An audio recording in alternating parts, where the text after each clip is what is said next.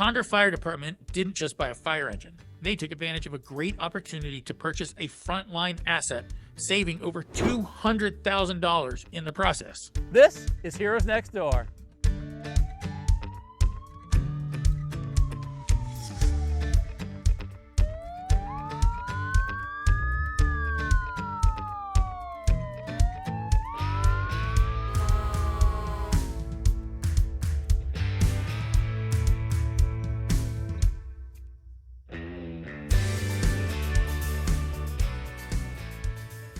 Hey, Chief, how you doing? Hey, how you doing?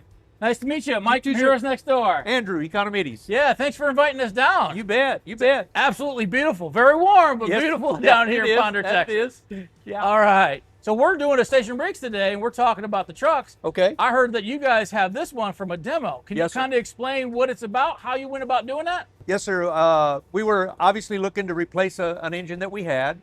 And at the time that we were looking, you know, Apparatus was running between 500 and 600,000. And so, you know, that was pretty much at the limit of our budget. And so we were putting feelers out there and stuff. And Chief Charlie Williams, Chief Emeritus now, he ran across this demo unit. And because we had made a wish list on the board. Everybody does. And we looked at it and it's like, yeah, that's pretty much got everything we need. So the salesman that worked for Ferrara, he'd been coming by and visiting. You know, we became good friends with him and stuff, and he brought it to us to go see. And then we went down to Louisiana to look at it some more, and got to talking about it. And price was right. Came in at about 400,000. Had everything we needed on it. Maybe a little bit bigger pump than we needed, 2,000 GPM. But hey, we're going to spend 400,000. Are we going to argue that to just, hey, we want 1,500, so we're going to pay 600? No, we said this was the way to go. Yeah. And we did a few changes on it that Ferrara worked with us on with no added cost, and so it fit our needs, just what we needed. This engine was originally built for a fire company in the Carolinas, but when the deal fell through, Ponder Fire Department saw an opportunity. With a few strategic modifications at no extra cost, they transformed it into a perfect fit for their volunteer-based operations. Can you tell us what's up front? How's it all set up? We have what I call cheat sheets. They have the alarm response, so the guys, and it just makes it easier for the, obviously we're volunteers, so guys aren't making that many calls, and we just make it to where they don't have to think as much as, well, what happens if I call this alarm or whatever. Okay. So we got it laid out. It tells them what's coming, you know, from where, how many engines and stuff like that. Nice. Inside the cab, quick reference guides support volunteers during the initial response. But that same clarity continues outside, where a clearly labeled pump panel helps engineers operate under pressure with speed and confidence. And this is the pump panel. Yes, sir. Looks very complicated. Can you take a real Well, quick kind of brief course on how to run it? When we saw it, we were thinking the same thing, but it was laid out. This engine was built for a department in the Carolinas, I think. Okay. And for whatever reason, they weren't able to Take I guess, delivery of it? finish delivery of it or whatever. And so that's how it came across on a demo. But they got it set up pretty good. Everything was colored. We changed some of the color codes up to match our cross lays. Okay. You know, we got the colored cross lays that go with the valve, so the guys know. Instead of trying to figure out is that cross lay 1 or 2, whatever, the guys will say, hey, I'm ready to charge the brown line, tan line, green line, white line, Makes whatever sense. the case may be. Yep. And then we also got some cheat sheets for them. We've already got some preset pressures. Nice. So again, we're volunteers, guys, not to get to it all the time. Okay. It keeps them from trying to figure out what it is. The guy, you know, whoever's on the nozzle say, give me the low flow, medium flow, high flow. Okay. And then They know what to set they it know what up the at. pressure is there. Right. And, And- these are just dial guide rather than Yes, sir. the pull valves. And These we- are just dial to open it up. We had talked about that even on when we were figuring out designing our engine. We talked about it, and we wanted these, and they're great. Though one thing that I wish they were maybe a little bit bigger. Okay. But of course, you know, you only got so much space on a pump panel. But it does make it a lot better for the guys, so you're not doing a lot of water hammering. Yeah. And you know, especially the guy on the end of the nozzle popping it open and picking him up off the ground or slamming it shut. Yeah. So this has worked out real good, and it's easier. The guys, because we had gate valves on our other engine, and the guys like it because it's easier to gate down the valve than it was with the handle. Good advantage. Yep. Absolutely. I can understand that.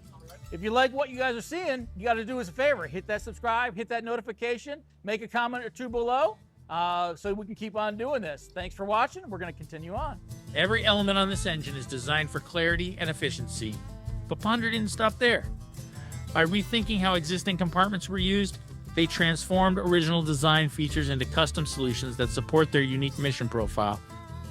Now, this truck was designed to have a drop tank. That's what this compartment is. Okay. But of course, we made it fit our needs because we didn't need a drop tank because we had that. Right. So we've used it for other equipment, and better shot of it over here. All right.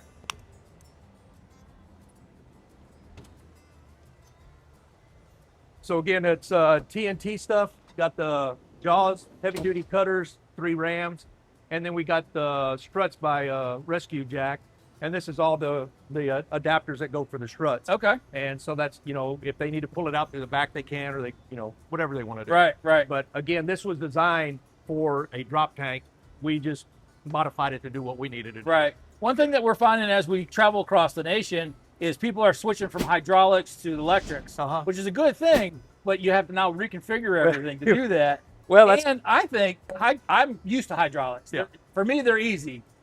People are turning to electrics. What's your thoughts? Well, that's a big that's a big deal with my younger guys here. Okay. I've like I said, I've been in the fire service 46 years. This makes about the 3rd or 4th generation of battery stuff coming out. Okay. And the guys wanted me to buy it, and I said, I'll compromise with you. I said, I'll buy you a small set of jaws, so that way we get on a wreck and you just need to pop a door. I said, but that's it. I said, we are not transitioning. It says, as long as I'm an assistant chief, we're not transitioning electric. I am not sold on it yet. I'm not convinced of it. They can say all they want about batteries and stuff, but there's going to be problems with batteries. And as a matter of fact, we were on an extrication with a neighboring department, and when they were using the tool, as we all know, the tool tends to move. Yep. Well, the tool got in a position, and it up against some one of the doorposts or something, and it pushed the battery, so the tool wouldn't work anymore. And now it's stuck. So now we had to use another tool to get that tool unstuck so we could do it. Okay. So I'm not a fan of battery. Okay. As this is, this is what we're going to stay with. But I compromise that when the time comes, I'll go with the small set of jaws just for popping doors. Sure. But as our primary compromise, as our primary rescue, we're staying hydraulics. Fair enough. For departments like Ponder, outfitting an apparatus like this isn't just about smart design, it's about smart funding. Grants and strategic budgeting plays a critical role in turning a great opportunity into a ready-to-roll asset. Across the country, we have a lot of departments that are struggling to find finance in order to get the tools, get the trucks and stuff like that. Yes, sir. You've done a really good job at writing grants and getting some grants for these tools. What would be one of the recommendations or word of encouragement to those other fire companies that are struggling?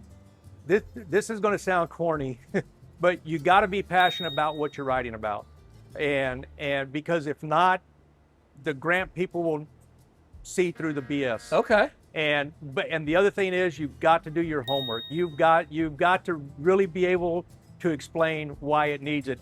Like when it comes to budget, we broke down our budget. Says this is what we spend for utilities, for mortgage payments, for lease payments. We broke that all down and said, okay, this is what we have left over, and that's essentially our emergency fund. We don't have enough money to set aside. It's just that with our budget, this is what we'd have left over if everything up here goes as planned. Right. If not, then we're going to lose that money. And so we showed how our budget is and how our income works, and correlated to that why we need the money to help. But we also let it be known that we have planned in our budget to be able to satisfy our portion of the grant. So we're not asking that, we need everything. We've got money to help pay for our portion of it and a little bit more if need be. That's awesome.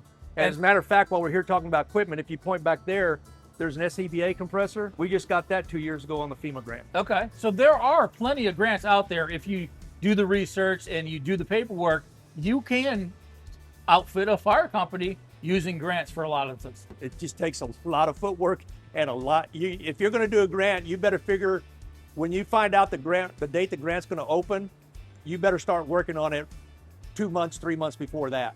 Yeah. Good advice. Yep. For the Ponder Fire Department, every bit of funding and design decision serves a higher purpose, protection for their neighbors. And for one longtime supporter of the department, this engine is more than just a tool. It's a lasting tribute. I got to talk about here, old Kurt. He's a guy that was a basically like a blacksmith. He did iron work, and he was next door to us, and he was just an absolute support of us, and he always called us the Beeper Brothers. Okay. So we dedicated the apparatus to him after he passed away. That's awesome.